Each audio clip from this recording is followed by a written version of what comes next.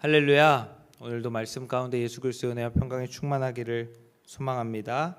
오늘 우리 사도행전 8장에 이제 말씀에 보게 되는데, 우리 7장 말씀에서 스데반이 순교당하는 사건을 우리가 보았습니다. 스데반이 돌에 맞아서, 그 성문 밖에서 돌에 맞아서 순교당하는 첫 번째 순교의 사건이 일어나게 되는 것이죠. 그러면서 오늘 8장 시작해 보니까 사울이라는 사람이 이제 등장을 하면서 우리가 알고 있는 바울이죠. 사울이 그때 당시에는 스데반이 죽게 되는 것을 마땅히 여겼다.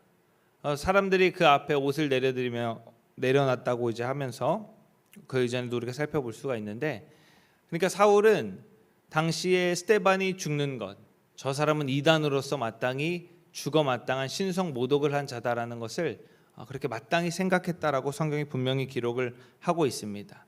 그런데 아이러니하게 스데반이 죽는 일이 일어나고, 스데반의 죽음으로 말미암아 이제 모든 사람들이 8장 시작해 보니까 사도 외에는 다 뿔뿔이 이제 흩어지게 되는 일들이 발생을 하게 됩니다. 그리고 사울은 이제 그 일을 마땅히 여길 뿐만 아니라 자신의 열심을 가지고 이제 예수라는 그 사람을 믿는 자들을 이제 잡아다가 옥에 가두고 핍박하기 위하여서 노력하는 모습을 이제 보게 됩니다. 사울 역시 어떤 자신의 열심을 가지고 있었던 것이죠. 바리새인으로서 내가 지금 이렇게 하는 것이 하나님을 위한 일이고, 내가 지금 저 이단자들을 잡아가지고 이 땅에서 뿌리 뽑는 일이 하나님을 위하여서 내가 열심을 다하는 일이다라고 자신의 어떤 생각대로 열심을 하는 사울의 모습을 우리가 보게 됩니다. 반면에 이제 흩어져서 복음을 전하는 사도들부터 시작을 해서 사도들이 세운 집사 중에 한 사람인 빌립이 이제 사마리아로 가서 복음을 전하는 것을 또 말씀이 증언을 하고 있습니다. 사실 이 유대인들, 그 사도들의 12사도들과 이 예수님의 따라다니던 제자들의 처음에 예수님을 따라다닐 때 생각에 의하면 사마리아는 복음을 전할 곳이 아니거든요. 우리가 요한복음에서도 보게 되면은 예수님이 사마리아 여인을 만나서 얘기할 때 예수님 의도적으로 사마리아를 통과하여서 지나가였고, 당시에 이제 예루살렘 사람들은 그 사마리아 땅은 더러운 피가 섞였다라고 생각을 해서 그 땅을 잘 지나가지도 않았고, 그리고 이 복음이 그곳으로 증거된다라는 사실 생각은 안 하였었는데, 예수님께서 뭐라고 말씀하십니까? 예수님께서 사도행전 1장 8절에 보면 너희가 성령을 받으면 권능을 받아서 예루살렘과 사마리아와 땅 끝까지 이르러서 내 증인이 되리라 라고 주님이 분명히 이제 말씀하시는 것을 보게 되죠.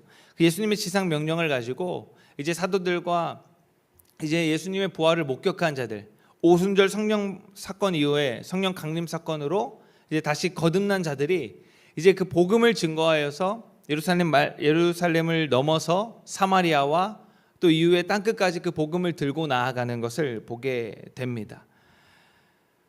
자신의 열심을 가지고 하나님의 일을 하고자 하였던 사울이라는 사람이 있고 등장을 하고, 반면에 동일하게 어떤 열심으로 증거를 하지만 자신들의 열심이 아니라 예수님께서 명령하신 그 말씀을 근거하여서, 예수님께서 말씀하신 것에 근거하여서 복음을 전하는 자들의 두 면모를 말씀이 보여주고 있습니다. 그래서 빌립이 사마리아의 복음을 전합니다. 성령께서 역사하여서 그곳 가운데에 동일한 표적이 일어나고 귀신 쫓아내는 일들이 일어나고 병자들이 낫는 일들이 일어나게 되면서 사람들이 이제 그 복음을 받아들이게 되는 것이죠. 그리고 또 시몬이라는 사람이 또 등장을 하게 됩니다. 시몬은 당시에 이제 마술사, 오늘로 우리가 이해하기 쉽게 생각하자면 무속인 정도로 우리가 생각을 해볼 수가 있겠죠. 그러면서 자신들의 어떤, 사실 이때 당시에 초대교회 당시에 마술사들이 하는 사람들은 뭐 어떤 신령한 힘을 가지고 하는 자들도 있겠으나 사실 이들은 어떤 사실 속임이 많이 있었거든요. 그들 가운데에 어떤 사람들의 눈속임을 가지고 사람들에게 어떤 신령한 것을 보여주고 그 어떤 금품을 이제 취하는 일들을 이제 한 사람들이 애당초의 마술사들이 그런 사람들이었습니다. 그런데 이제 복음을 증거하면서 성령이라는 것을 뭐 그냥 이제 곁눈으로 보게 되고 예수라는 이름을 듣게 되고 하면서 이것을 가지고 또 내가 더 많은 어떤 편취를 취할 수 있겠구나 하면서 그것을 돈으로 이제 사려고 하는 거죠. 투자를 하려고 하는 거죠. 그래서 사도들에게 베드로와 요한이 이제 왔을 때에 내가 이 돈을 주어서 어떤 이 능력도 아니죠. 그가 생각했을 때, 시몬이 생각했을 때는 이 사람들이 내가 모르는 어떤 비밀을 가지고 지금 이것을 한다라고 생각을 하고 돈으로 그것을 사서 또 내가 그것을 발휘하여서 그 사람들을 속여가지고 그 금품을 취하고 내가 부를 누려야겠다라고 그가 생각을 했던 것입니다. 그런데 당연히 그것은 사람의 힘으로 되는 것이 아니고 또 사람의 힘으로 사람의 어떤 이득을 위하여서 하는 일이 아니기 때문에 베드로가 그것에 대해서 꾸짖고 네가 회개하여야 된다라고 말하는 것을 보게 됩니다. 또 나아가서 빌립이 이제 주님의 그 말씀을 듣고 에티오피아 내시에게 복음을 전하는 일이 이제 또 말씀에서 증거되고 있습니다. 계속해서 우리가 보게 되면 사도들과 혹은 그 뭐 일곱 집사들 혹은 나중에 계속해서 복음이 전파되는 일들을 사도행전에 보게 되면 뭐 누구 하나 이제 사람의 열심으로 사람의 힘으로 하는 것이 없는 것을 우리가 보게 됩니다. 훗날 나중에 이 사울이 회심하여서 복음을 증거하려고 갈 때에도 2차 전도 여행, 1차, 2차, 3차, 뭐 4차까지 전도 여행을 갈 때에도 그 사울의 마음에는 에베소를 향한 마음이 있었거든요. 자신의 어떤 마음과 생각과 계획 가운데에 내가 꼭 에베소의 복음을 전해야겠다라고 하는 마음이 있었는데 주님의 사자가 막으시고 그 말의 표현에 의하면 예수의 영이 그것을 막으시고 이제 마게도냐로 가게 되는, 복음을 증거하러 가게 되는 일들을 하게 되죠. 여기서도 보게 되면 나의 마음이 있고 나의 생각이 있고 나의 계획이 있는데 그것대로가 아니라 하나님이 인도하시는 대로 그 복음을 들고 나아가는 제자들의 모습을, 또 사도들의 모습을 우리가 보게 됩니다.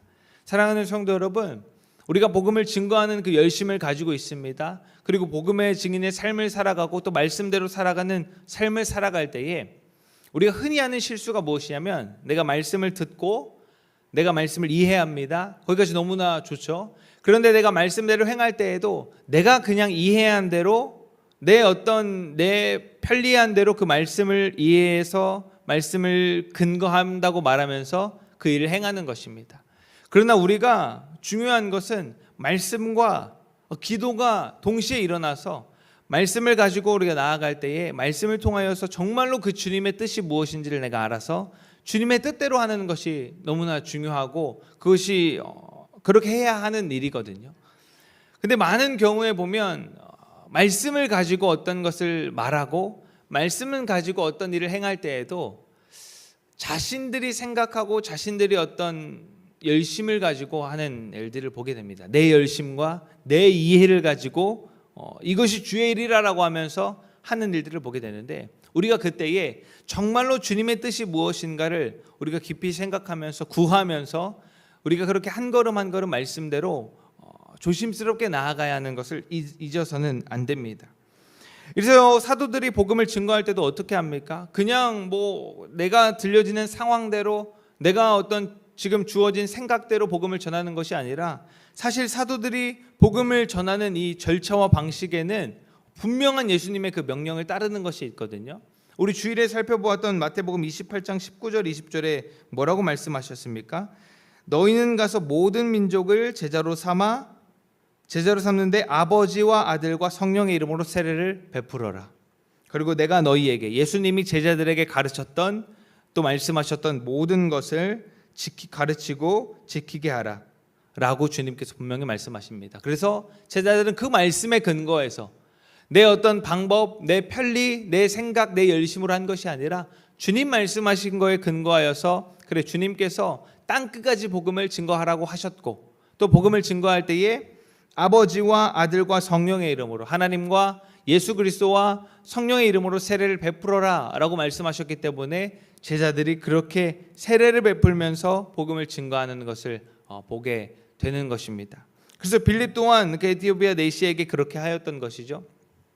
예수님에 대한 그 말씀을 쭉 설명하면서 복음을 증거하고 그리고 마지막에 세례를 주어서 또 그 에티오피아에 복음이 전하여지는 일들을 이제 보게 됩니다. 에티오피아는 제가 얼마 전에 저희가 이제 큐티 모임 할 때에 누군가 한 분이 이제 이 에티오피아에서 질문을 한 적이 있었는데, 이 에티오피아가 오늘날의 그 에티오피아와 어떤 관계가 있느냐, 이제 그런 질문을 해서 나눴던 이야기가 생각이 나는데, 이때 당시에 초대교회의 사도행전에 말하는 에티오피아는 그들이 생각했을 때에 그 말 뜻에서도 나타내듯이 그냥 피부가 검은 사람들은 다 에티오피아인으로 생각을 했습니다. 그러니까 아프리카 예루살렘 넘어서 애굽을 넘어서 아프리카에 사는 사람들, 오늘날의 아프리카 대륙에 있는 사람들을 거의 에티오피아 사람들이라고 이제 생각을 하였고, 실질적으로 그렇게 이제 분류였고, 다시 말씀으로 돌아오면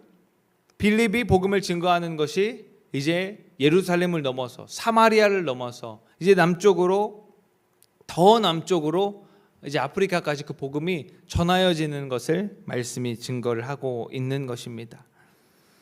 사랑하는 성도 여러분, 우리가 말씀을 증거하는 삶을 살아내야 할 것인데, 이건 역시도 내가 어떤 열심을 가지고 내 의를 가지고 내가 뭔가 주님 안에서 상급을 바라보면서 그것만을 가지고 나아가는 것이 아니라, 주님이 명령하셨고 주님이 복음을 전하여라, 땅끝까지 나의 증인이 되라 라고 말씀하셨기 때문에 우리는 그 말씀을 들고 또 전도를 하는 것입니다.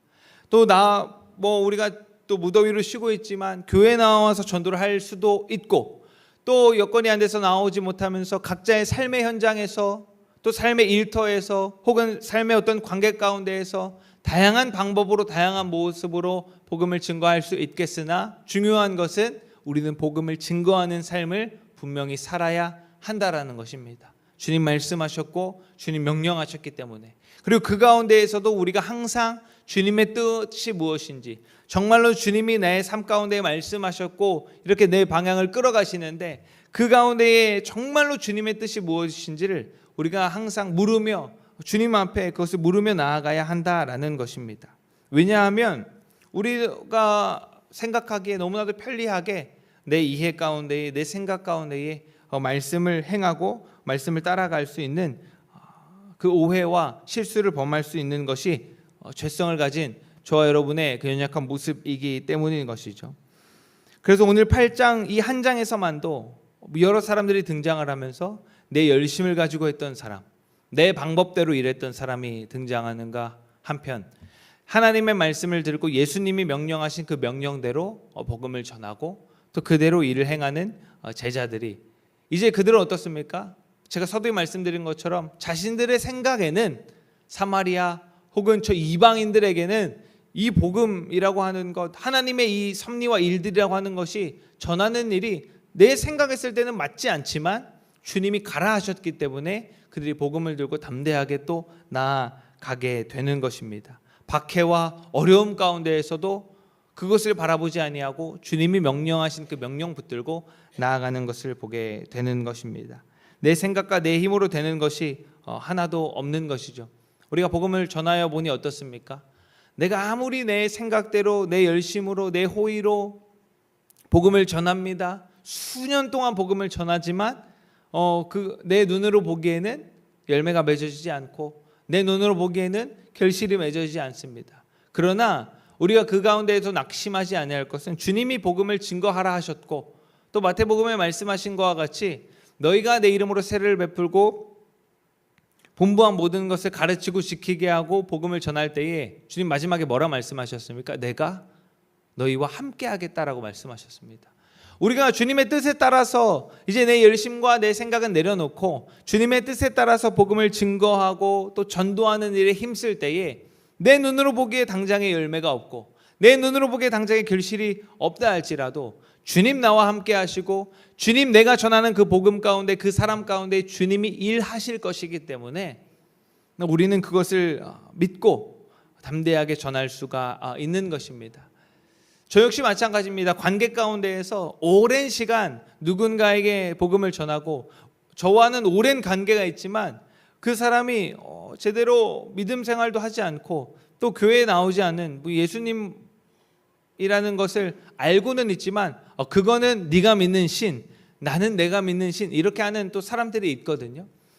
그런데 우리가 그 가운데에서도 계속해서 그 상황에 맞게 어떤 관계 가운데 복음을 증거하고 또 그 사람과 관계를 유지하면서 계속해서 복음의 삶을 내가 또 살아내고 또 전하고 이렇게 하는 것은 지금 당장에 이 사람이 지금 당장에 교회 나오는 것, 교회에 그냥 그 말을 듣고 교회에 딱 나오는 것이 하나님의 일이 아닌 것이잖아요. 정말로 주님께서 그 한 사람의 인생을 계속해서 끌어가시면서 그 사람의 인생 가운데 주님의 섭리와 주님의 어떤 뜻 가운데에 일하시는 것이기 때문에 혹 내가 지금 열매를 보지 못한다 할지라도 내가 전하는 이 복음 가운데 주님 함께 하시고 주님의 뜻이 이것이기 때문에 나는 그 주님의 뜻에 따라 행하고 주님이 이것 가운데 역사하실 것을 우리가 믿으면서 담대하게 또 복음을 증거할 수가 있는 것입니다. 사랑하는 성도 여러분, 오늘 하루도 우리가 삶을 살아갈 때에 여러분 각자의 삶의 현장에서 내가 언제는 전도하는 날이 있고 언제는 뭐 그냥은 삶을 살아내고 이렇게 분리해서 살아가는 것이 아닙니다.